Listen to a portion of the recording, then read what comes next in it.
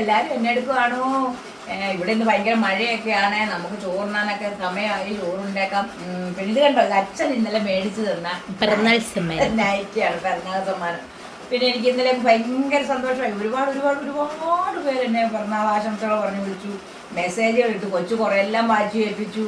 അതുപോലെ നമ്മെ ഇഷ്ടംപോലെ ആൾക്കാരാണെന്ന് പറഞ്ഞു. കുറേ എല്ലാം എന്നെ കേൾപ്പിച്ചു, കുറേ എല്ലാം ഞാൻ തന്നെ നോക്കി കണ്ടു.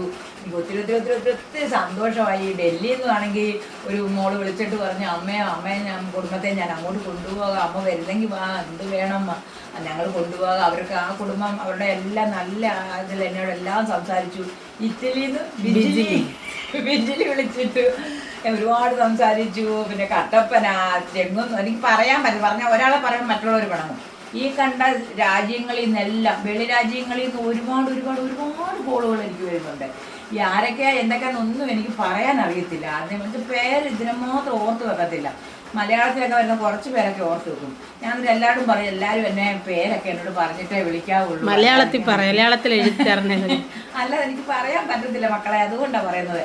പിന്നെ പിന്നെ വെന്നസീരെ ഒരു മോള് വിളിക്കാൻ, എനിക്ക് അതിൻ്റെ പേര് ഇപ്പോഴും മറന്നുപോയി. നമ്മുടെ ഇവിടെ തന്നെ ഉള്ളതാണ്. അതിൻ്റെ ഭർത്താവിന് എന്തോ കടയിൽ വെച്ച് ഈ അവരുടെ ഈ ഐസ്ക്രീമിൻ്റെ പെട്ടി വീണ് കൈക്ക് എന്തോ പറ്റി എന്നും പറഞ്ഞുകൊണ്ട് എന്നോട് പറഞ്ഞായിരുന്നു. പക്ഷേ അത് കഴിഞ്ഞപ്പോൾ ഞാൻ മോളെന്നെ വിളിച്ചിട്ടില്ല.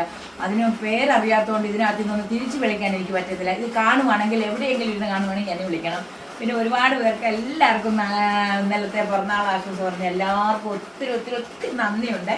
ഞാൻ ചോറെടുത്തേക്കാം, ഇനി അല്ല സമയം ഇപ്പം അങ്ങ് പോകും, അതുകൊണ്ടാണ് ചോറെടുക്കട്ടെ കേട്ടോ. നിങ്ങളൊക്കെ ചോറുണ്ടോ? ഈ സമയക്കായതിൻ്റെ ഊണ് കഴിഞ്ഞാണ്. നല്ല മഴ, ഇവിടെ നല്ല മഴയാണ്. കൊച്ചാണ് നനഞ്ഞു, മഴക്കോട്ട് ഇട്ടെന്ന് പറഞ്ഞാൽ അവിടെ നനഞ്ഞാണ് വന്നത്. ഭയങ്കര മഴയായിരുന്നു.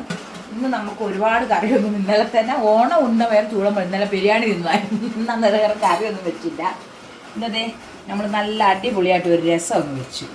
നല്ല തക്കാളി ഒന്നും ഇട്ടില്ല, അത്രയും രസം വെച്ചു. മുളക്, നമ്മുടെ വെളുത്തുള്ളി ഇഞ്ചി എല്ലാം ഇടിച്ചിട്ട രസം വെച്ചു. രസം നല്ല കുടിക്കാൻ, നല്ല വയറിന് നല്ല രസം. പിന്നെ നമ്മുടെ തന്നെ നമ്മൾ കോവയ്ക്കാൻ ഞാൻ പറിച്ചില്ലേ, അത് ഞാൻ തോരൻ വെച്ചു. നമ്മുടെ കുറച്ച് മതി, ഒരുപാട് കറിയൊന്നും വേണ്ട.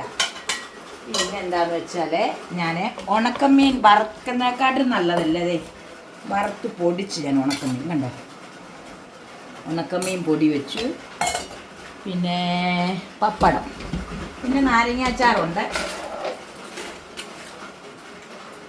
പപ്പടം എടുത്തു. ഇന്ന് നമുക്ക് വളരെ ലളിതമായ കറികളാണ്. രസമുണ്ട്, മീൻപൊടിയുണ്ട്, കോവയ്ക്കാത്തോരൻ, പപ്പടം, ഇത്ര എല്ലാം ഉണ്ട്. എല്ലാവരും ചോറൊക്കെ ഉണ്ടോ ഇല്ലയോ? ചോറുണ്ടേലും ഉണ്ടില്ലേലും എല്ലാവരും ഒരു വായോ ചോറുണ്ണാം.